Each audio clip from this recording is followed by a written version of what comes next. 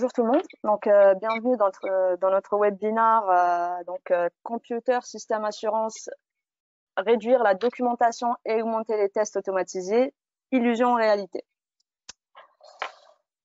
Là. Voilà. Une petite introduction avec les objectifs qu'on va donc aborder dans cette présentation. On va commencer donc par une introduction à Computer Software Assurance, donc CSA, versus Computer System Validation, CSV. Ensuite, on va donc faire du document de validation versus enregistrement. Et on va finir donc par la partie test automatisé. On va illustrer ça donc avec plusieurs exemples.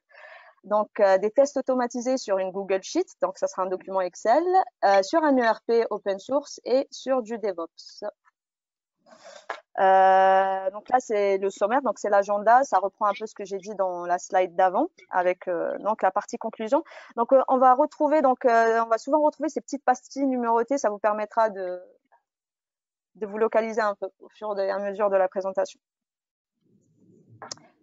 On commence par la première partie, donc qui est introduction CSA versus CSV. Philippe, donc là, je pense qu'on a un petit sondage pour cette partie-là. Si on pouvait le lancer.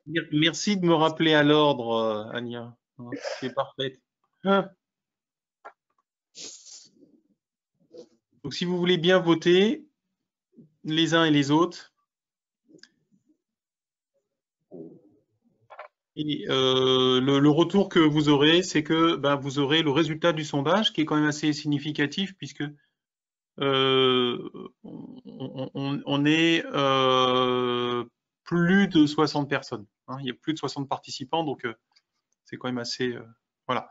Et ici, on a un taux de participation qui pourrait grimper un tout petit peu. Il doit me rester encore une ou deux personnes qui n'ont peut-être pas encore voté.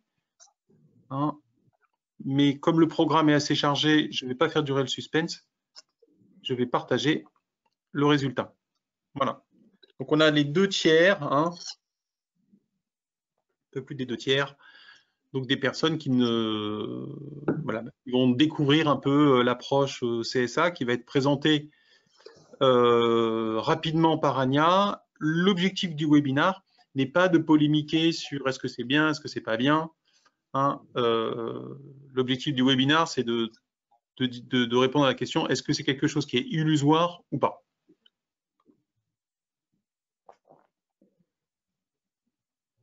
C'est bon, vous voyez mon écran? Parfaitement. Super. Donc, on va commencer par la CSV. Donc, c'est la méthodologie actuelle. Donc, elle fait en sorte que les fabricants passent 80% de leur temps à faire de la documentation et seulement donc 20% de leur temps à faire à tester. La FDA, qu'est-ce qu'elle a voulu faire? Donc, avec la CSA, donc la Computer Software Assurance, elle a voulu donc inverser cette tendance pour que donc les fabricants passent plutôt 80% de leur temps sur du critical thinking, donc c'est la réflexion critique, à donc l'application du bon niveau de test et aux activités à haut risque. Alors que seulement 20% donc sera consacré à la documentation. Cette réflexion, cette réflexion critique, elle se base sur 3 questions essentielles. Ce sont ces questions-là. C'est ce logiciel a-t-il un impact sur la sécurité des patients? Ce logiciel a-t-il un impact sur la qualité du produit? Et comment ce logiciel donc impacte l'intégrité du système qualité? Voilà, donc juste une petite note, le guide CSA n'est pas officiellement disponible. Donc ici, on est d'accord que le guide CSA, qui n'est pas encore sorti, comme l'a indiqué Ania très justement, il est d'abord destiné aux gens du dispositif médical. Okay. L'intention première, c'est d'abord le dispositif médical. Bon, il se trouve que l'ISPE, qui est l'association savante qui drive un peu ou qui a le plus d'influence vis-à-vis de la FDA sur les manières de valider, a repris ce concept, je dirais, à son compte et va plutôt dans la promotion de ce concept. Mais il est vrai que d'un point de vue réglementaire, aujourd'hui, ça n'est pas une réglementation. C'est plutôt une approche qui est en train d'émerger. Et la question aujourd'hui est plus de dire, bon, voilà, est-ce que cette approche-là, ça peut être quelque chose effectivement que l'on peut mettre en place. Et voilà, et on voit qu'il y a un certain nombre de laboratoires qui sont dans cette démarche-là et qui le font, d'autres qui sont un peu plus attentifs. Donc là, Alors là, j'ai une information très intéressante d'une participante qui me dit que le guide CSA est disponible dans le dernier Good Practice Guide de Data Integrity. Voilà. Donc, merci Pascal pour cette information. J'ai une autre remarque de Jean-Louis sur l'ISPE, fait pas la promotion de ce concept, enfin fait la promotion de ce concept SOAP en France. Tout à fait, je fais partie du GAMP FR, mais bon, c'est vrai que le GAMP français, enfin le chapitre français, a une position différente de l'ISPE, du board ISPE. Donc, bon, voilà. Disons que le board, les Français nous ont dit, tant que le guide n'était pas encore sorti, c'était un peu difficile.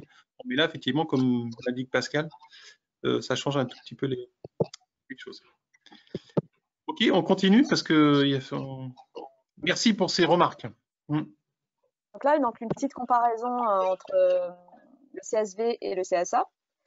Donc sur le CSV, l'accent est mis sur la documentation des enregistrements pour la conformité, alors que sur la CSA, l'accent est plutôt mis sur les tests pour une plus grande confiance dans les performances du système. Donc on fait vraiment donc, le bon niveau de test aux activités à haut risque.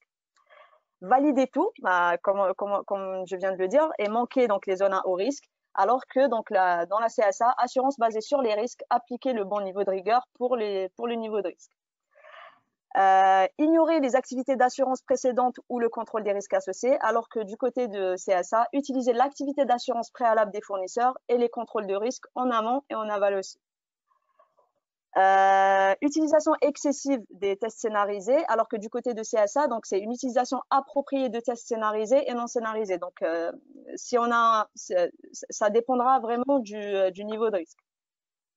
Et comme je l'ai dit tout à l'heure, donc 80% du temps dans le CSV, il est consacré à la documentation et 20% au test. Et c'est plutôt l'inverse dans la partie CSA. Alors Rania, on a une personne qui a levé la main. On va donc, c'est Rania, on va lui ouvrir son micro pour qu'elle puisse peut-être partager son point de vue avec l'ensemble des participants. Par contre, il faut que vous activiez votre son. Rania. Pardon, désolé, j'ai essayé de voir les questions en fait, et effectivement, le guide sur la data integrity, en fait, c'est la question en fait de l'intervenante qui a dit que le CSA il existe dans le guide de data integrity, mais j'ai pas trouvé en fait la question. Non, c'est parce qu'on avait dit que le guide n'était pas sorti. Le draft, le guide CSA n'était pas encore sorti. Alors qu'elle dit en fait que c'est sorti. Ok. On continue. Merci. Oui. On passe à la partie donc document versus enregistrement. On commence par une petite présentation des outils donc de gestion de projet agile, Jira ou Azure DevOps. Donc c'est juste à titre d'exemple. Juste donc petite information pour le reste de la présentation, on va beaucoup parler de Jira plutôt que d'Azure DevOps. Donc c'est quoi Jira, Azure DevOps? Donc mais ce qu'on va dire, Victor, ce serait transposable. Hein, c'est juste ça qu'on veut dire. Nous, on va plutôt présenter la partie Jira parce que c'est là-dessus qu'on a appuyé nos démos, mais tout serait transposable dans un environnement Azure DevOps. Exactement. Donc c'est quoi? Donc c'est des outils de gestion de projets agiles. Donc c'est un système de ticketing. On crée des tickets qui ont des attributs, qui ont un cycle de vie. Ces tickets-là, on peut les assigner à des personnes, on peut faire avancer leur cycle de vie, etc.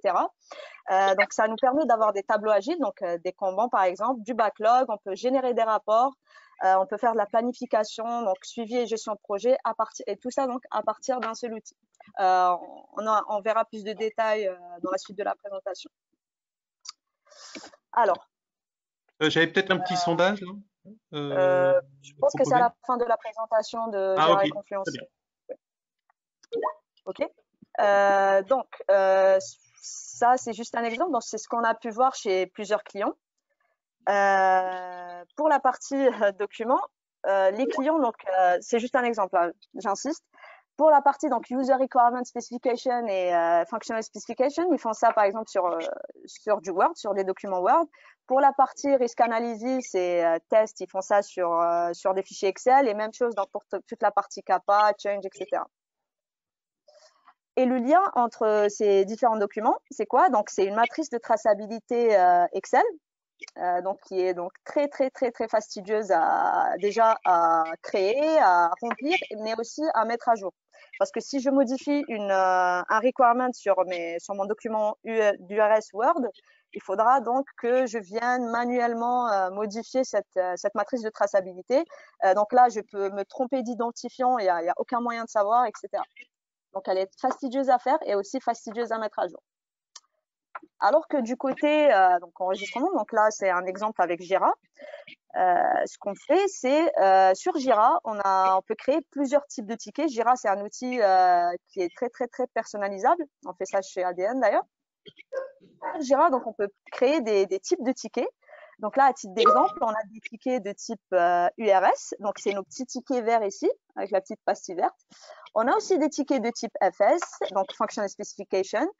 Nos risques aussi, c'est des tickets. Donc, chaque ticket ici, il aura ses propres attributs. On verra ça dans la suite de la présentation. On a aussi des tickets de type test qu'on sépare aussi des test execution. Et on peut aussi rajouter des bugs, etc. qu'on pourra remonter grâce à Jira. On verra dans plus de détails dans la suite. Donc là, on est toujours sur Jira. Donc ça, c'est un exemple de ticket Jira de type risque. Donc, qu'est-ce qu'il a mon risque? Il a un titre, il a une description, il a aussi des attributs de type risque. Là, comme on peut voir, donc on a l'impact, on a une fréquence, on a une gravité. Il a son propre cycle de vie. Là, on voit qu'il est terminé. Il a d'autres attributs, donc un responsable, un rapporteur, donc c'est la personne qui a créé le ticket, il a une priorité, etc. Donc, on peut rajouter les attributs qu'on veut, on peut personnaliser le cycle de vie, etc. Ce qui est intéressant dans Jira, c'est qu'il y a la partie lien. Donc, ça permet de lier les tickets, les différents objets entre eux. Donc là, mon ticket de risque, on peut lire, il est lié à une URS. Il est aussi lié à une FS, et donc ça, c'est des liens navigables. Je peux cliquer dessus et ça m'emmènera directement vers ma Functional Specification. Donc ça, c'était le premier exemple avec un risque. On a un deuxième exemple ici avec une CAPA. Donc voilà, c'est un ticket de type CAPA. Il a donc ses propres attributs de CAPA. Et mon ticket CAPA, il est lié à notre ticket de type réclamation, qui a donc ses propres attributs de réclamation. Voilà. Donc ça, c'était pour la partie Jira. Maintenant, on passe à la partie Confluence, donc qui est aussi un outil de Atlassian, tout comme Jira. Qu'est-ce que Confluence? Donc, c'est un outil de structure qui permet de faire de la structure documentaire. Là, on a un exemple. Donc, c'est un projet qu'on a fait côté ADN. Donc, on retrouve la structure, donc les différentes phases du design control avec donc le design planning, input, output, etc.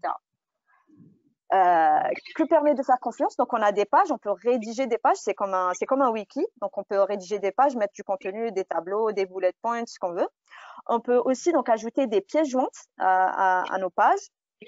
Nos pages, elles auront donc leur propre workflow et donc à ce workflow, on pourra intégrer une signature électronique donc pour pouvoir signer la page. On peut aussi, donc Confluence, dans nos pages, récupérer les différents tickets Jira. Donc, on a vu tout à l'heure des tickets de type risque, des tickets de type FS et URS. On peut donc faire une synthèse grâce à un filtre. Donc, créer un filtre et insérer ça dans une page Confluence. Et ça nous permettra, par exemple, de récupérer tous les tickets de type, là, par exemple, c'est des FS, donc avec ma petite pastille bleue. Donc, ça, c'est ma spécification fonctionnelle dans une page Confluence et ça se met à jour automatiquement. Voilà. Donc là, pour présenter Confluence, je reprends juste l'exemple de tout à l'heure. Donc, c'est mon risque. Il y avait cette partie sur laquelle je n'avais pas mis l'accent, c'est la partie page Confluence. Donc là, il me dit que mon ticket, il a été cité, il a été invoqué dans une page Confluence qui s'appelle Analyse de risque. Lorsque je double-clique sur la page Confluence Analyse de risque, qu'est-ce que je retrouve? Je retrouve mon tableau. Donc, c'est un filtre qui regroupe tous mes tickets de type risque avec tous les attributs de risque. Donc ça, je peux personnaliser, je peux afficher et cacher les attributs que je veux. Donc là, je retrouve mon ticket de type risque qui est terminé avec ces attributs. Ma page Confluence, donc comme je l'ai dit tout à l'heure, elle possède aussi un workflow. Là, je vois qu'elle est publiée. Et comment je fais avancer ce workflow? Donc, je peux intégrer une signature électronique à mon workflow. Et là, je vois donc comment se présente la signature électronique. Donc, ça, c'est un plugin qui s'appelle Komala sur Confluence. Donc, il me permet donc de signer électroniquement ma page. Qu'est-ce que je fais pour signer électroniquement ma page? Je mets mon adresse mail. Je dois mettre un token que je reçois au fait sur une application sur mon téléphone. Je mets un commentaire et je fais avancer le cycle de vie de ma page afin de la publier. J'ai aussi donc accès grâce à Komala à un historique de workflow. Donc, je peux voir qui a fait avancer le cycle de vie, qui a signé, le commentaire qu'il a laissé, etc. Donc ça, c'était l'exemple risque. Là, je montre juste l'exemple CAPA, c'est la même chose. C'est un tableau qui regroupe mes CAPA et en face, donc les réclamations qui sont liées à mes CAPA. Voilà. Donc là, je passe à la partie… Je veux juste faire un petit commentaire. C'est vrai que ça peut peut-être faire sourire certaines personnes qui ont des gros systèmes de IQMS, mais ce n'est pas la réalité des entreprises de dispositifs médicaux où il y a beaucoup de documents Office qui sont signés encore manuellement et sur lesquels il n'y a pas forcément encore de système de signature, je dirais, électronique. Donc là, ce qu'on montre, c'est que oui, il existe des solutions aujourd'hui qui permettent de construire des systèmes, je dirais, qualité et de concilier projet et validation sur la base d'enregistrement et pas uniquement sur la base de livrables documentaires. Je pense qu'on a une question, un Paul à poser maintenant, Philippe. Sur la J'ai pas partie compris. Un sondage. Allez, allons-y pour un sondage. Sur la partie environnement. Deux, du coup, l'un après l'autre. Alors, si tout le monde pouvait voter.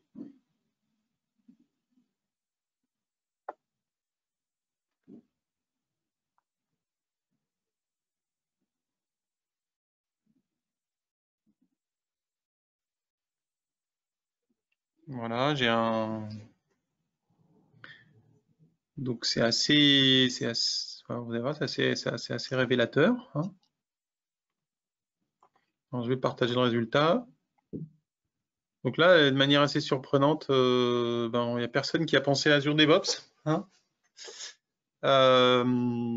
Et on a le couple Jira-Confluence ou essentiellement Jira, je pense, qui est quand même bien présent. Hein. Voilà, et il y a une autre question derrière. Je lance l'autre question derrière ou pas? Oui.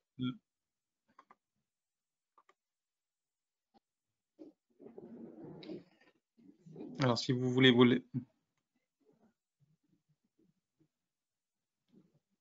voter aussi. Ok, donc je vais partager le résultat. Voilà, donc sur les tests automatisés, qui est plutôt la deuxième partie là, de la présentation, hein, on voit quand même que, bon, alors après, il faudrait creuser un peu plus hein, dans le détail. Hein, et bon, on a un peu moins de la moitié des gens qui ont des tests automatisés. Hein. Bon, après, il y a différentes natures de tests automatisés, mais on voit qu'il y a quand même une marge de progression. Voilà. Je te laisse continuer.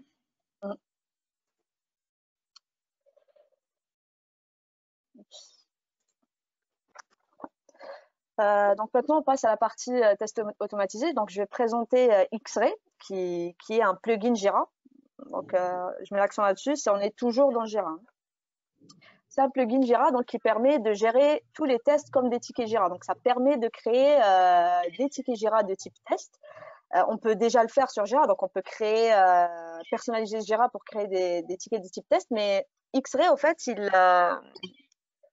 il a des choses en plus, donc il permet d'avoir des indicateurs qualité, etc. Donc on verra ça dans la suite de la présentation. Il permet de créer des plans de tests pour le suivi d'un ensemble de tests et d'exécution de tests. Il permet de générer des rapports de couverture. On a une matrice dynamique, matrice de traçabilité dynamique, etc. Donc j'insiste, on est toujours sur Jira. Ça, c'est un exemple de test créé grâce à X-Ray. Donc, c'est un ticket Jira normal avec un titre, une description. Il est lié à, ici, on voit que c'est une petite passe bleue, donc il est lié à une Functional Specification, donc c'est une FS. Et c'est un test manuel. Donc, on peut avoir aussi une partie donc test automatique, mais ça sera détaillé dans la suite de la présentation. Donc, ça, c'est un test manuel. Dans mon test manuel, donc j'ai des étapes. Elles sont décrites ici. Mon test, je peux donc le lancer. Donc, on a des exécutions de tests. C'est un type de ticket aussi. Là, on voit que le test, il a été exécuté 2 fois. Donc, une fois, donc, il a été OK. La deuxième fois, malheureusement, il est KO. Lorsque je double-clique sur mon ticket, donc mon exécution de test KO, elle est là. Donc, elle apparaît ici. Je vois donc qu'elle est failed et qu'elle est donc liée à un bug. Donc, on peut remonter des bugs directement à partir de l'exécution de test et ça sera lié à mon exécution de test. Voilà, donc là, on voit mon bug et on peut voir ce qui n'allait pas dans mon exécution. Voilà. Ce qui veut dire aussi que la personne qui aura traité le bug, elle pourra revenir au test, voir ce qui a été fait, dans quel contexte le bug. Bien sûr, bien sûr. Oui. Donc là, on voit la partie donc matrice de traçabilité dynamique propre donc à X-Ray. Qu'est-ce qu'on voit dans notre matrice? Donc, on voit nos URS qui sont liés, donc juste en dessous, donc on a nos FS. Nos FS sont liés à des tests qui, eux, sont liés à des test execution. Et donc, lorsqu'il y a un bug, on voit bien que le bug apparaît ici. Donc, elle est dynamique, elle se met à jour automatiquement et on peut donc générer des rapports, etc. Voilà. Maintenant, donc on va faire une petite présentation dans test manuel versus test automatisé pour préparer la suite. Donc, c'est quoi un test manuel? Donc, il est effectué par une personne qui exécute soigneusement les étapes du test sur un logiciel informatique. Donc, c'est une personne qui est derrière son PC, qui fait bouger sa souris, qui remplit les formulaires manuellement, etc. Le test automatisé donc, signifie l'utilisation d'un outil d'automatisation, on va voir un exemple tout à l'heure, pour exécuter des actions prédéterminées dans un script. De cette façon, les résultats réels donc, vont être comparés aux résultats attendus pour identifier donc, des problèmes, des bugs, pour les remonter, etc. Il est impératif d'assurer la stabilité. Donc, les tests automatisés, par exemple, c'est très pratique donc, pour la partie test de non-régression. Donc là, on va présenter quelques avantages et inconvénients des tests automatisés. Donc, rapidité d'exécution des tests, donc c'est clair. Exécution hors des heures de travail, donc puisque je ne suis pas obligée d'être derrière mon PC, je peux les lancer à n'importe quelle heure. Meilleure couverture de test, même séquence de test avec plusieurs jeux de données. Donc, on peut donc répéter le même test avec plusieurs jeux de données. Meilleure fiabilité, qualité des tests, puisque c'est automatique, c'est un script, donc il refait tout le temps la même chose, donc il ne peut pas se tromper. Intégration dans des chaînes CI/CD, donc c'est intégration continue, distribution continue, donc afin de garantir une automatisation et une surveillance continue tout au long du cycle de vie des applications. Suppression des tâches répétitives au profit de tâches à plus grande valeur ajoutée. Donc, puisque mes ingénieurs ils seront pas en train de faire des tests répétitifs, ils pourront se concentrer sur d'autres activités qui nécessitent vraiment une personne qui va réfléchir dessus. Pour ce qui est des inconvénients, le coût de rédaction supérieur, ce qui est sûr, donc on verra un exemple tout à l'heure, mais même pour un test simple, on verra qu'il y a quand même un certain nombre de lignes de script à écrire et il nécessite donc des compétences de développeurs logiciels. Voilà. Et je rajouterais que jusqu'à présent, le coût des logiciels pour faire des tests automatisés était quand même relativement élevé.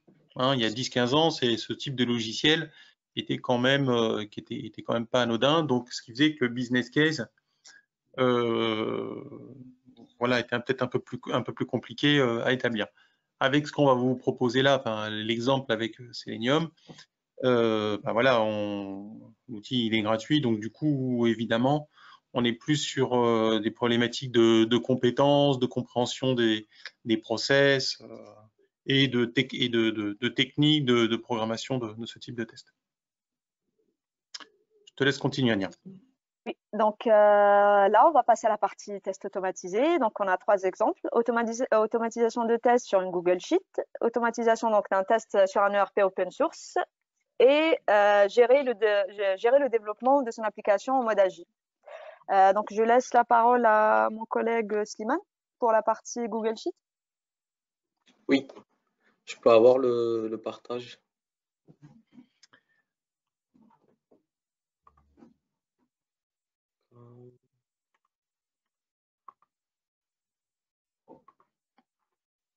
Voilà, tu es présentateur, Slimane, donc tu vas pouvoir faire ton partage, je pense. Partage. J'ai plus l'icône de partage, Philippe.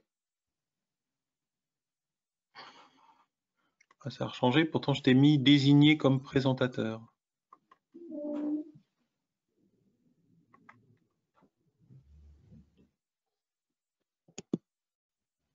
C'est bon ou non?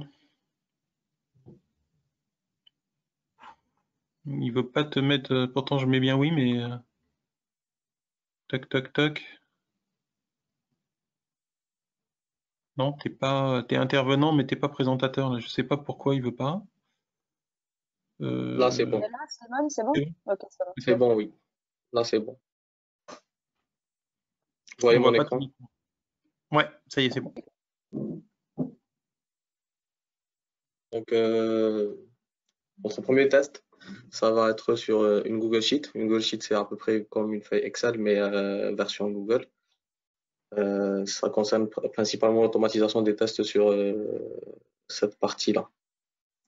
Donc, pour cela, on va utiliser un outil qui s'appelle Selenium, qui permet de...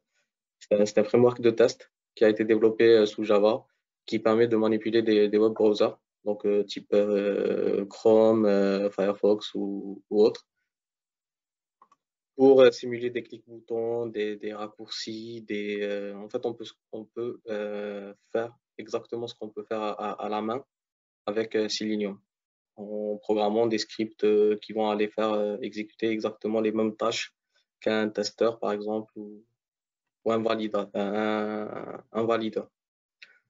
Notre exemple va se concentrer principalement sur des tests sur des feuilles Google Sheet. Donc, mon code, il va manipuler Selenium qui va par derrière exécuter les tests sur la Google Sheet. Et puis, il va aller dans X-Ray et créer des exécutions de tests. Donc, on a la story qui est créée sous Jira, qui est rattachée à des tests. Les tests sont rattachés à des tests d'exécution. Donc, ces tests d'exécution sont créés et générés directement à partir de mon code suite aux résultats des tests Selenium. Donc, on passe directement maintenant à la vidéo. Donc, automatisation de test de validation d'une Google Sheet. My User Story, donc, qui se compose d'une description en tant que responsable de qualité. Je veux que les fichiers soient customisés afin de faciliter l'utilisation et limiter des erreurs. Comme critère d'acceptation de cette user story, donc j'ai les remplissages automatiques selon les données d'entrée, le respect du format de type list of value, de type date et l'historique. Ces critères d'acceptation doivent être couverts par des tests. Donc là, on voit bien en bas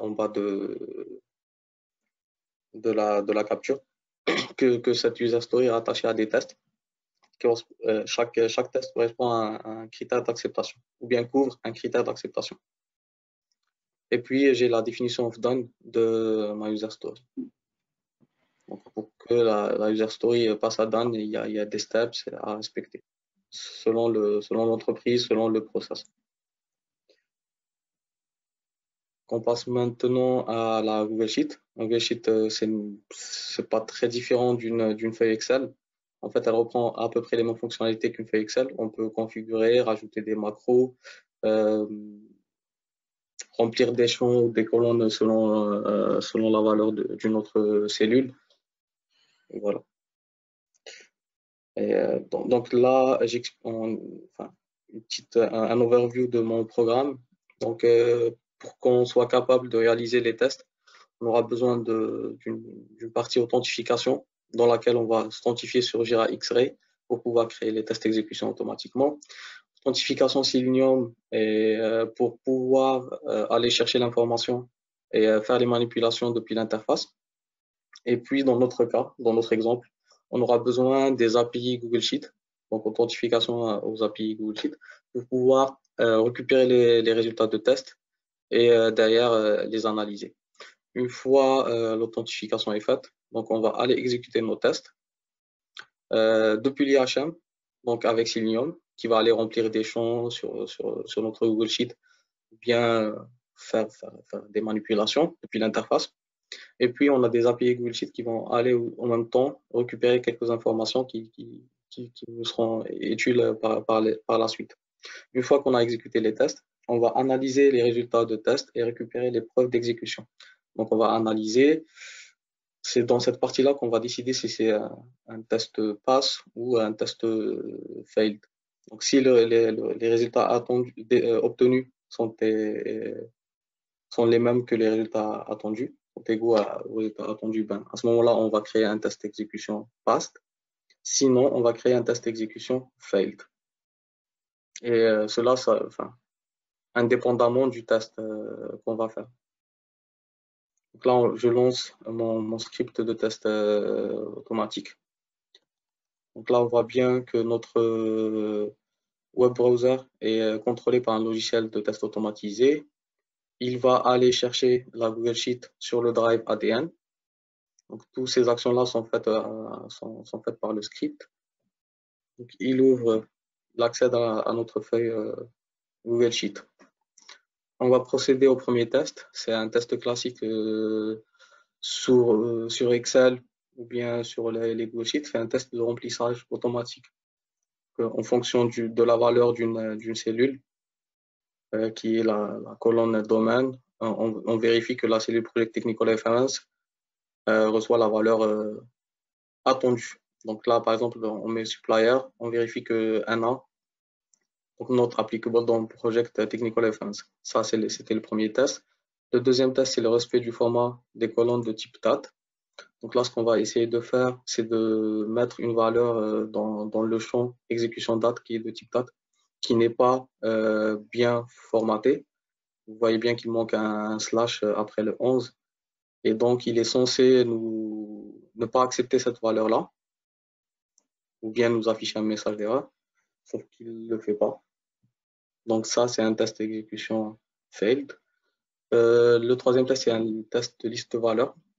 On a une colonne qui est censée prendre une liste de valeurs bien précise, et nous, on va aller mettre une valeur qui n'est pas comprise dans cette liste. Et là, on voit bien que le message d'erreur s'affiche, donc le test est passe. Et le dernier test, c'est ce test de suivi des modifications. On va faire une petite modification sur la première cellule. On va mettre test suivi modification. Et avec un raccourci de clavier, donc on peut faire des clics, des raccourcis avec Selenium, donc avec des scripts directement. Voilà. Donc ça, c'était mes 4 tests qui correspondaient à mes critères d'acceptation. On passe maintenant à la vérification de la création des tests d'exécution dans Jira. Donc je pars toujours de ma user story. Ça, c'est un avantage de Jira qu'on peut naviguer facilement entre les différents tickets. On peut retrouver facilement l'information. Donc là, j'ouvre mes 4 tests. Et je vais vérifier que les tests d'exécution ont été créés avec les informations, les métadonnées nécessaires pour identifier le test d'exécution. Là, notamment, on parle de l'environnement sur lequel le test a été exécuté et puis la version sur laquelle le test a été exécuté. On peut visualiser les preuves d'exécution en accédant au test d'exécution. Là, par exemple, c'était pour le remplissage automatique. On peut voir qu'une capture a été prise et a été automatiquement prise et a été automatiquement incluse dans le test d'exécution qui a été créé. Donc là aussi, c'est pareil. Donc je vais aller consulter mes preuves d'exécution, toujours sur le même environnement, toujours sur la même version. Donc je vais aller voir la preuve d'exécution. Celui-là, c'est un test d'exécution fail parce qu'il avait accepté une date mal formatée. Voilà. On passe au troisième test, c'est test de suivi de modification. Et je vais aller vérifier la même chose, toujours sur le même environnement, sur la même version. Et je verrai la preuve d'exécution. C'est un test pass parce qu'on arrive à accéder à l'historique de version. Et puis le dernier, c'est liste de valeurs. Toujours dans la même logique. On peut vérifier, consulter les preuves d'exécution.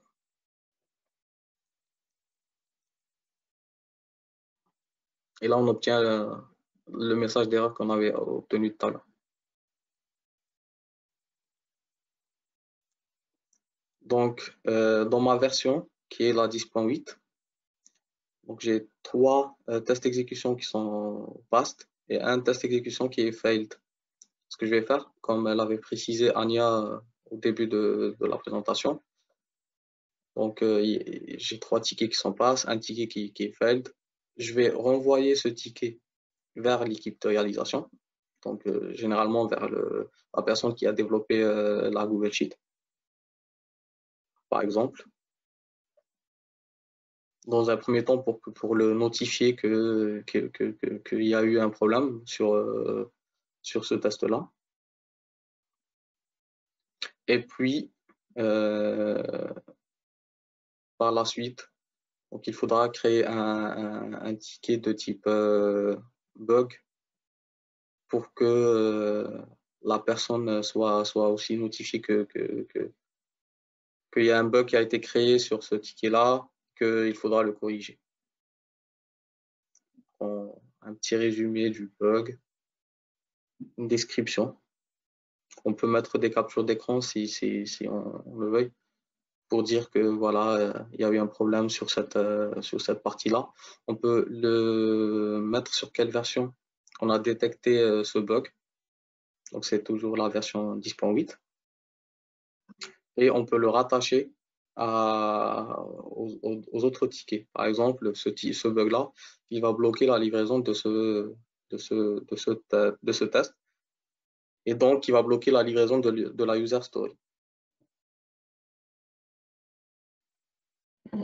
J'affecte mon bug à la personne qui est censée le corriger.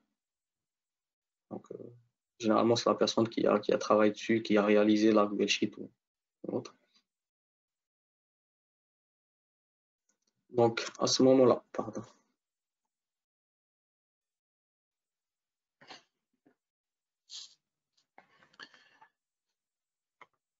À ce moment-là, en fait, le ticket a été pris en compte. Donc, la correction du bug et nouvelle livraison 10.9. Donc, le ticket a été corrigé dans la version 10.9. La version sur laquelle a été détectée, c'est la 10.8. Donc, on a une correction du bug. On a eu une nouvelle livraison. Donc, ce qu'on va faire, on va relancer les tests automatisés. Donc, je les ai lancés dans le fond. Et donc, on va revérifier que des tests d'exécution ont été créés, notamment sur le test qui posait problème, donc qui était à fail. Slimane, il va falloir que je te presse un peu parce que. Il me reste pas beaucoup. Hein. D'accord. Et donc, on voit bien que la version c'est 10.9. On accède à l'environnement de test. Donc, c'est un nouveau test d'exécution qui a été créé. Je vais aller consulter mes preuves d'exécution. Et ça montre l'efficacité des tests automatisés. C'est que on peut la lancer sur plusieurs versions, sur plusieurs environnements, sans avoir besoin réellement de passer du temps. Donc, c'est juste un clic-bouton pour les créer. Donc, je vais aller consulter ma version, la version 10.9, sur laquelle j'ai les 4 tests d'exécution de la nouvelle version. qui sont à past, et puis le bug.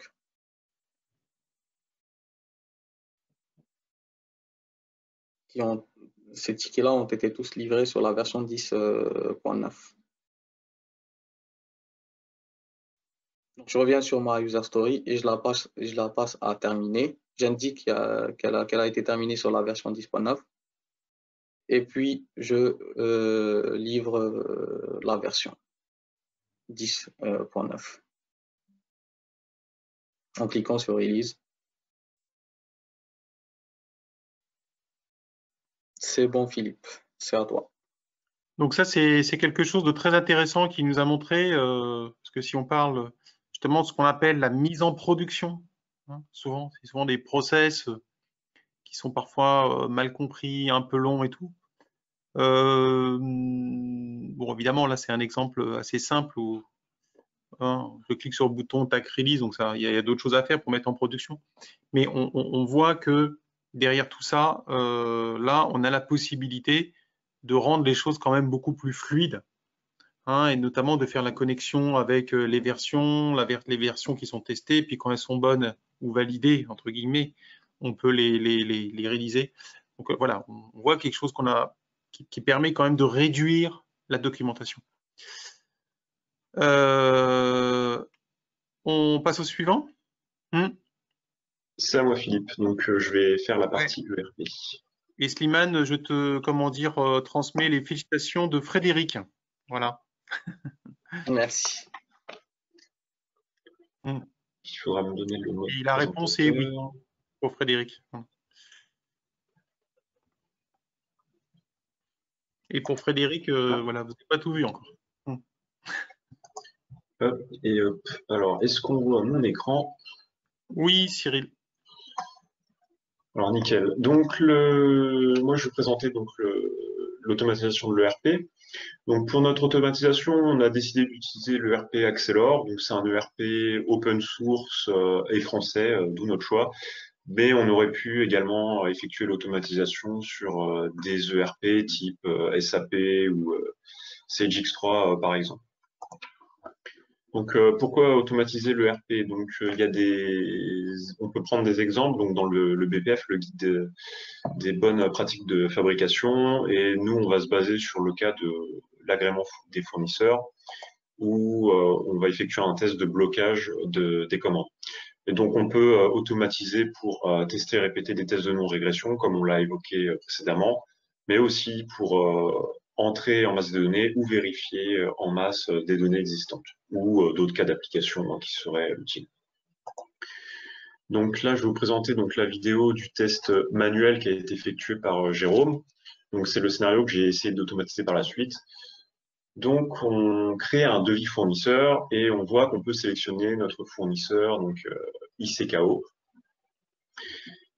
Et donc ce fournisseur, on veut le bloquer du coup pour réaliser notre test. Donc c'est ce qu'on va créer. Donc on va directement sur sa page fournisseur et modifier donc ses paramètres pour y insérer un nouveau blocage. On va essayer d'aller un peu plus vite. Donc on met le type de blocage, la date, on sauvegarde.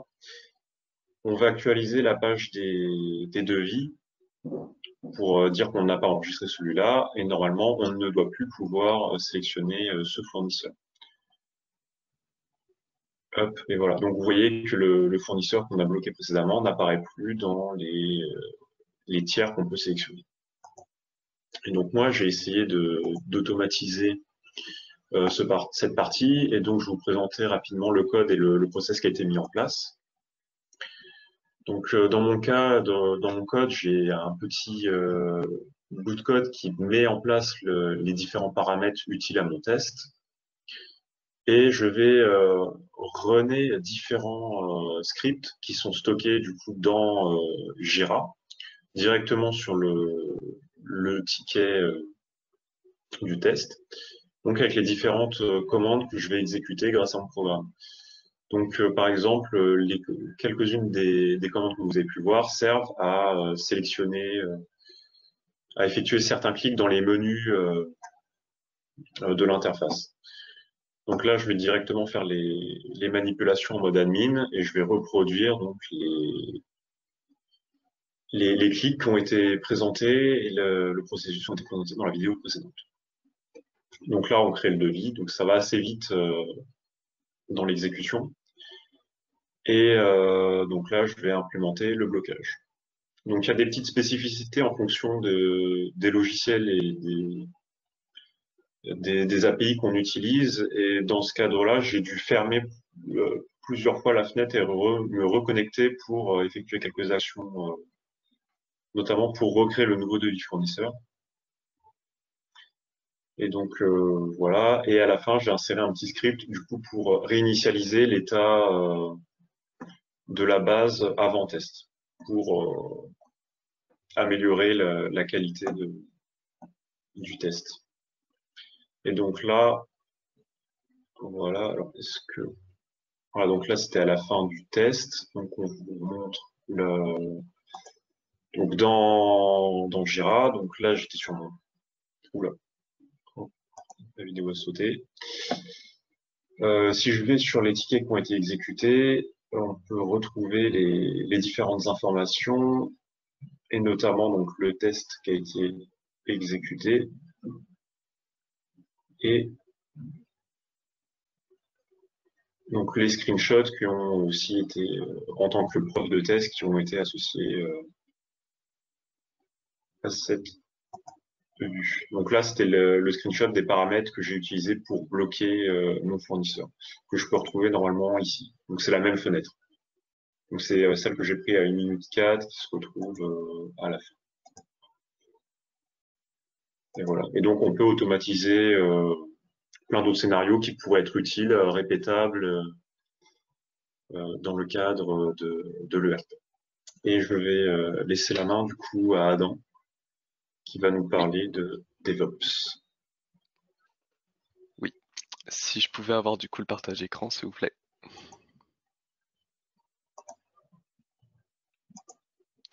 Merci bien. Alors du coup, on va lancer le PowerPoint. Est-ce que je suis bien... Juste avant que Adam démarre, c'est vrai que le cas de l'ERP, de plus en plus, les intégrateurs travaillent en mode agile même pour déployer des ERP, hein, et travaillent aussi en mode DevOps pour pousser les spécifiques. Donc c'est intéressant d'automatiser puisque maintenant on va être en mode DevOps, on va avoir plus de versions, quoi, hein, voilà, qui vont être. Je pense que le monde où on faisait des upgrades tous les 3-4 ans pour éviter l'aspect validation, bon, ces années sont comptées, ça va encore perdurer, mais bon, à un moment donné, ça va disparaître, quoi, hein. Et donc, le lien, c'est de voir un peu cette tendance-là, hein, d'avoir la traçabilité jusqu'au code, de ces modifications au niveau du code. Pour les experts validation, là, dès qu'on parle de code, on augmente de catégorie au niveau du GAMP, donc on a des exigences qui sont supplémentaires. Bon, voilà. Donc, pendant très de nombreuses années, on a fait un peu l'autruche par rapport à tout ça. Mais bon, là, avec le digital, ça va être un peu plus compliqué. Donc, c'est ce que va essayer de nous montrer voilà, Adam avec un exemple, hein, mais plus orienté mode DevOps. Voilà, à toi Adam. Donc, comme l'a dit Philippe, moi je vais vous montrer un exemple de comment on peut gérer le développement d'une application. Donc, mon application, ça va être une application web avec des fonctionnalités toutes simples qui va être déployée sur AWS, donc à l'aide notamment d'une instance, donc d'une machine virtuelle. J'ai également utilisé AWS pour mettre en place une pipeline que je vais préciser dans une slide d'après. Et j'ai utilisé la suite Atlassian, tout d'abord pour avoir la gestion de projet avec Jira, la gestion de documentaire avec Confluence, et enfin la gestion de mon code avec Bitbucket, qui est l'équivalent de GitHub. Donc, vu que c'est la suite Atlassian, il y a des liens existants, natifs, entre ces trois plateformes qui sont très utiles. Je suis en mauvaise fenêtre. Donc là, je vais remontrer les versions qui existent sur Jira. Donc en 1, on a si la version a été non livrée, si la version a été livrée et si la version a été archivée. En 2, on peut voir le nom des différentes versions. Donc le nom, on peut rentrer absolument ce que l'on veut. Donc dans cet exemple-là, il y a version 1.0, version 2.0, version 3.0. Mais on peut avoir, comme tout à l'heure, Slimane avait une version 10.8 et 10.9 directement. En 3, on a le statut de la version.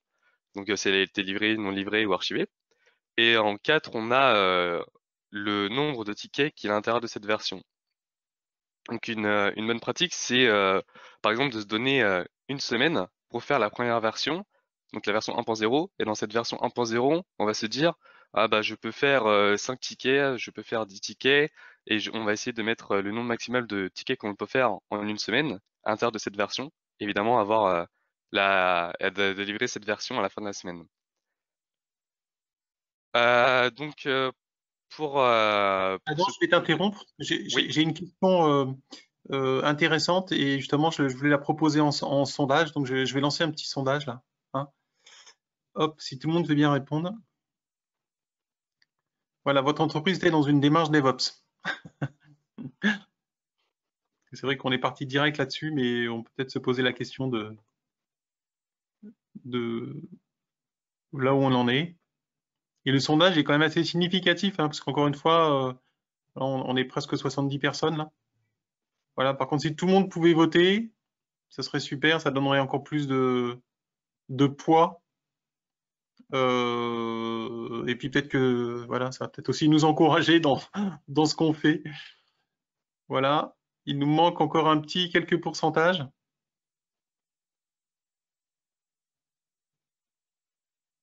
Ok. Alors je vais partager le résultat. Voilà, on voit qu'on a quand même les 2/3 des gens qui sont dans une démarche DevOps. Hein. Donc on voit bien que l'agilité, le DevOps dans les sciences de la vie, c'est une réalité aujourd'hui. Bon, après, vérification, validation, bon, ça c'est peut-être un autre débat. Hein. On va laisser Adam poursuivre sa présentation. Mais en tout cas, merci beaucoup d'avoir répondu et comme ça, vous pouvez vous positionner aussi par rapport à vos confrères. D'accord. Alors du coup, donc ma pipeline se compose comme ceci. Donc on a tout d'abord donc il y a ma pipeline qui est sur AWS. Donc on va avoir un déclencheur qui va venir vérifier un certain état sur une certaine branche dans mon répertoire Bitbucket. Donc en haut j'ai mis le principe, j'ai rappelé le principe de branche. Donc nous on va venir vérifier l'état sur la branche master. Donc c'est-à-dire qu'on va faire toutes nos fonctionnalités dans différentes branches et ensuite on va faire des pull requests ou merger ces différentes branches de fonctionnalités dans la branche master. Donc une fois qu'il va y avoir des changements détectés dans cette branche master, notre pipeline va s'enclencher. Donc on va avoir une phase de build et test où on va spécifier certains tests. Donc moi j'ai spécifié d'abord des tests de QI, puis ensuite des tests d'interaction utilisateur. Donc ces tests vont être remontés automatiquement sur Jira. Donc si ces tests sont réussis, on va pouvoir déployer nos différents changements sur notre application qui est disponible sur Internet. Et si les tests ne sont pas réussis, la pipeline s'arrête là et il n'y a pas de déploiement de cette version-là. Donc ça nous fait un petit check de sécurité en plus. D'où l'intérêt de la pipeline. Maintenant, on va passer à ma vidéo. Donc là, on va se retrouver sur mon projet Jira. Donc avec un nom très simple. Hein. Donc sur mon projet Jira, j'ai 3 versions. Donc j'ai 2 premières versions qui sont livrées. Donc dans ma version 1, en fait, j'ai tout d'abord mis en place toute l'infrastructure sur AWS. Donc c'est simple, hein, c'est une machine virtuelle avec un serveur Apache. Donc j'ai fait mes tickets de test et mes tickets de story de qualification d'installation dans ma version 1. Dans la version 2, j'ai mis quelques fonctionnalités sur l'application. Donc c'est des fonctionnalités toutes simples, donc des formulaires de complaintes client. Et dans ma version 3 qui n'est pas encore livrée, on va mettre en place un formulaire de réponse client. Donc si je clique sur ma version 2, donc on peut voir, comme montré tout à l'heure Slimane, tous les tickets qui sont dans cette version.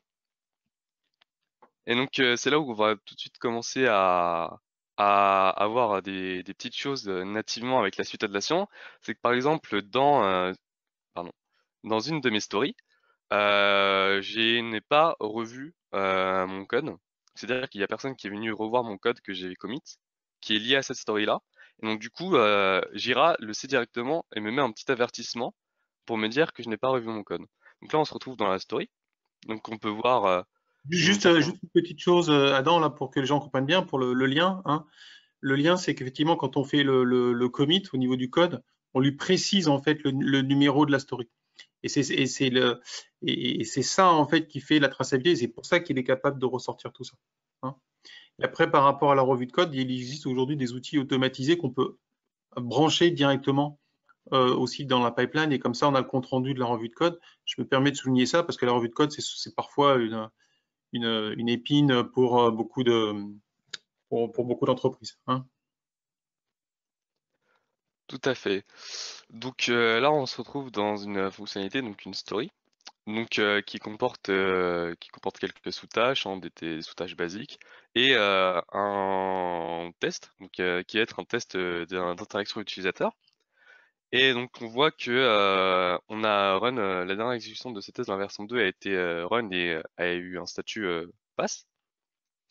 Donc on voit évidemment que mon ticket est lié à un commit, comme je l'ai précisé juste avant. Donc là, si je vais sur mon ticket de test, donc on voit les différentes descriptions de mon test. On voit que c'est un test generic, donc c'est un test justement automatique. Et on voit l'exécution pour la version 2, parce que je suis dans la version 2. J'ai avancé un peu pour éviter les temps de chargement. Donc on peut voir les détails de l'exécution de mon test, donc avec les preuves d'exécution, et ça reprend la description de mon test. Donc la preuve d'exécution, je crois, c'est juste un screenshot de l'envoi de mon formulaire sur mon tableau récapitulatif en bas. Voilà, un truc très simple, une application très simple. Là, je n'ai que 2 colonnes dans le formulaire. Oui. Donc là, j'ai montré donc une épique. Donc en fait, ah bien joué Adam. J'ai complètement misclick. Je suis désolé. Donc en fait, mon épique va reprendre mes différentes stories que j'ai réalisées en rapport avec ma gestion de retour client, donc ma gestion de compte client. Donc on voit que j'ai 2 stories et 2 tests associés. Et donc on peut voir qu'on peut faire une branche directement associée à cette épique-là. Et que donc du coup, à l'intérieur de cette branche, on retrouve tous mes commits et tous mes pull requests. Donc là, j'ai montré vite fait qu'on a bien la traçabilité avec notre code. Donc on a directement à partir de Jira le lien sur notre répertoire Bitbucket, avec les différents commits que j'ai pu faire. Et donc aussi on a le lien avec Confluence. Donc j'ai fait des pages Confluence par version. On peut faire ce qu'on veut. Et donc pour chaque version, j'ai mis un filtre donc, qui s'appelle un filtre JQL qui va me permettre de récupérer par exemple ici toutes mes stories qui sont liées à cette version-là. Donc avec la clé, le résumé, la description et le test lié. Donc là on voit bien que c'est des tickets story. Donc ensuite j'ai fait pareil pour mes différents tests. J'ai fait pareil pour mes dernières exécutions de test de la version 1. Et j'ai mis un screenshot de ma matrice de traçabilité. Donc j'ai mis un screenshot parce que sur la version cloud d'Atlassian, on n'y a pas encore le fait de pouvoir ajouter directement comme les macros juste au-dessus la matrice de traçabilité. Donc là j'ai fait pareil pour la version 2, donc j'ai mes différentes stories avec mes différentes tests associés et les différentes sous-tâches qui sont associées à ces stories. Et donc là c'est pareil, j'ai juste mis un filtre donc qui prend une ligne à se faire et tout ça après ça s'ajoute automatiquement. Moi j'ai rien besoin d'entrer manuellement en plus. Donc c'est ça la grande force. Donc voilà, donc on peut voir nos différentes on est d'accord que c'est, comment dire, c'est vraiment l'interface, enfin, c'est là l'intégration Jira, Confluence et Gitbucket. Et l'avantage, c'est que la documentation, elle est générée automatiquement dans une page Confluence. Hein. Voilà. On montre autre chose. Et donc là, je remontrais ma matrice de traçabilité. Donc si vous avez bien observé la vidéo, j'ai cliqué sur un lien. Donc comme j'ai dit, on n'a pas encore la macro sur la partie cloud, sur la version cloud d'Atlassian pour avoir directement la matrice de traçabilité dans une page Confluence. Mais on peut mettre le lien de la matrice de traçabilité de la version 2 directement pour avoir accès directement à cette version 2. Enfin, la matrice de traçabilité de la version 2. Donc on peut voir que tout à l'heure, Annie avait présenté ça sous forme du RSFS test. Moi, je suis sous forme d'Epic Story Test. Donc, on voit que que mes différentes stories sont couvertes par différents tests et que la dernière exécution de test concerne bien la version 2. Et donc, c'est ça qui est fort, c'est que les tests de QI que j'ai réalisés dans ma version 1, donc là on voit que ma story et mon test ont été faits dans la version 1, mais que ma dernière exécution date de ma version 2. Donc on peut vraiment faire des tests, créer des tests au tout début et les exécuter autant de fois qu'on veut dans toutes les versions qu'il y aura ultérieurement. Donc voilà. Donc je vais cut la vidéo. Oui, voilà, j'ai cut la vidéo. J'ai fait j'ai ajouté une fonctionnalité dans ma version 3 sur Jira. J'ai fait différents tickets avec un ticket de test associé. J'ai fait mon code. Là, je vais faire une pull request. Donc j'ai mergé ma branche feature qui est en rapport avec cette nouvelle fonctionnalité dans ma branche master. Donc là, moi, j'ai pas besoin, comment dire, d'avoir quelqu'un qui approuve ce code parce que je suis tout seul dans mon répertoire et que j'avais pas envie de m'embêter avec cette sécurité-là. Mais on peut évidemment mettre une sécurité comme quoi il y ait qu'une seule personne d'un certain rôle qui puisse faire des pull requests et qui doit mettre sa signature en plus. Donc là, j'ai fait effectuer ma pull request. Donc on retient que c'est la pull request #7. Donc là, si je retourne sur ma pipeline, on voit que ma pipeline a automatiquement détecté ce changement dans ma branche master, donc elle a automatiquement détecté ma pull request et s'est lancée toute seule. Donc là, on retrouve les trois étapes de ma pipeline, donc le déclencheur, le build et le déploiement. Donc on voit que le déploiement date d'il y a un peu longtemps et que à l'état actuel, donc avant qu'il y ait le nouveau déploiement de cette version, on n'a que 2 formulaires sur mon application. Et que la matrice de traçabilité de la version 3 elle est pas run, c'est-à-dire que les tests n'ont pas encore été run puisque la pipeline n'avait pas encore été lancée. Donc là, j'ai encore fait un cut, donc on arrive à la fin de la pipeline, donc la pipeline s'est exécutée. Donc là, on a nos différentes phases, donc j'ai mes phases d'installation de librairie puis mes phases de test, donc qui sont dans pré-build et build. Et on a tous nos logs qui se sont passés durant cette phase, qui sont bien ici. Donc je vais pas tous vous les montrer parce que c'est long. Et donc le plus important, c'est qu'on a run nos 6 différents tests, donc nos 3 tests de QI qu'on a fait dans la version 1, nos 2 tests d'user interaction qu'on a fait dans la version 2, plus le nouveau test d'user interaction qu'on vient de faire dans la version 3. Et que ces 3 tests sont remontés sur Jira. Et donc du coup, vu que la phase build a été succide, on a notre déploiement qui s'est réalisé. Donc une nouvelle fonctionnalité. Donc, la nouvelle fonctionnalité, c'est un troisième formulaire. Donc voilà, donc là j'ai actualisé la page, donc on voit bien que avant on avait que les 2 premiers formulaires et que maintenant on a celui-là qui est apparu. Si je vais sur ma matrice de traçabilité et que j'actualise, maintenant on va avoir le statut run, enfin le statut pass parce que les tests ont été passés. Voilà. Donc là, on voit bien, donc ça c'est mon Epic et mes stories liées à ma version 3. Donc avec l'exécution du test qui vient d'être faite. Donc là, on voit bien que ça reprend les tests au préalable réalisés et que ça fait une nouvelle exécution pour la version 3. Donc ça, c'est pour la qualité d'installation, c'est parce que c'est toujours bien de savoir que notre machine virtuelle n'est pas down avant de déployer quelque chose. Et ensuite, c'est parce que les tests que j'ai réalisés avant, je les ai rerun parce qu'on sait jamais, si jamais on fait une fonctionnalité C, ça peut mettre en péril le fonctionnement de la fonctionnalité B ou A réalisée avant. Donc au cas où on teste, puisque de toute façon ça coûte rien, parce que c'est des tests automatisés. Donc là on voit mes différentes exécutions. Donc moi je les ai mis dans mon backlog pour je sais pas pourquoi d'ailleurs, j'aurais dû directement les mettre en statut terminé. Et donc là, maintenant que mes tests ont passé et que je suis content, j'ai livré ma version. Enfin, je peux livrer ma version. Donc voilà, donc c'est un truc tout simple, hein. Je clique sur livrer, ça me met le nombre de tickets qui seront livrés, je peux avoir le détail des tickets qui seront livrés et j'ai la date de livraison de cette version. Et donc après, si on retourne sur Confluence, voilà, donc là je suis sur la version 3. Donc j'ai encore une fois ma page avec mes différentes stories sous tâches et tests et le lien de la matrice de traçabilité. Et donc ce que j'ai changé, moi, c'est dans mon filtre, au lieu de mettre version 2, j'ai mis version 3. Donc vraiment, ça m'a pris 2 minutes à refaire cette page et j'ai absolument toutes les informations qui me vont.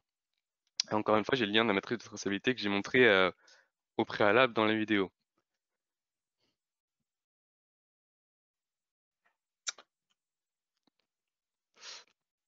Et voilà. Ok, merci beaucoup.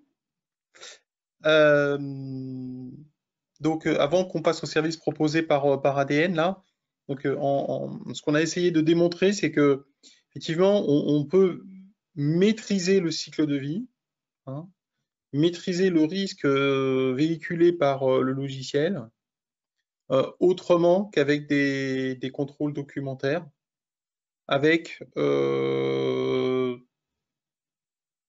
un paramétrage voilà, des outils qui existent sur le marché, et que aujourd'hui, de toute façon, avec les outils qui supportent les transformations digitales, donc qui supportent les développements, je dirais, en mode digital, et je dirais que les développements en mode digital aujourd'hui, c'est synonyme d'agilité, donc c'est synonyme aussi de DevOps.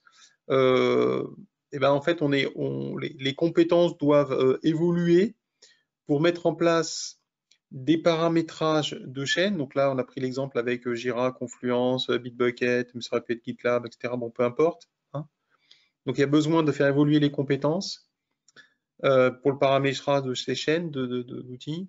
Il y a besoin aussi, si on veut répondre aux exigences de rapidité, parce que les gens peuvent, si on fait de l'agilité, évidemment, le management ne comprend pas qu'on passe trop de temps à faire de la documentation et que ça freine et que, voilà, parce que signer les documents, bon, ça peut être long.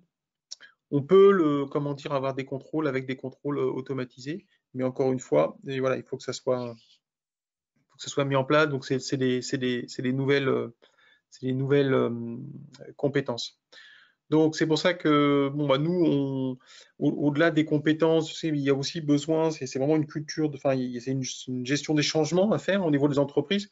Donc la gestion des changements, si on veut que ça marche, il faut construire la confiance.